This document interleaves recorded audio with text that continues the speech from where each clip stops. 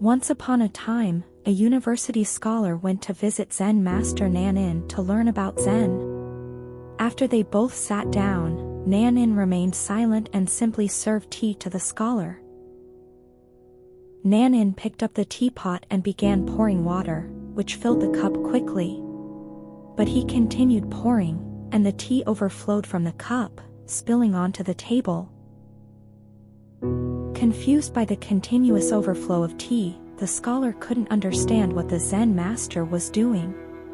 He hurriedly stopped Nan'in and said, "Master, the tea is already overflowing from the cup. Please don't pour any more." Upon hearing these words, Nan'in immediately set down the teapot and looked at the scholar, saying, "Your mind is like this cup, filled with various opinions and thoughts. If you don't empty your own cup, how can I teach you about Zen?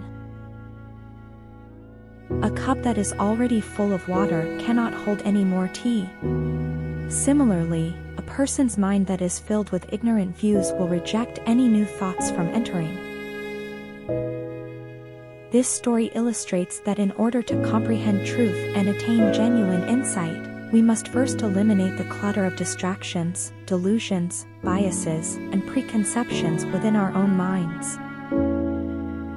It is evident that in order to grasp truth and seek true knowledge, we must first eliminate the various distractions, delusions, biases, and preconceptions within our minds.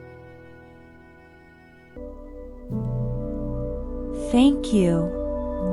Please comment, like, and subscribe to our channel. Progress together with our souls and wisdom.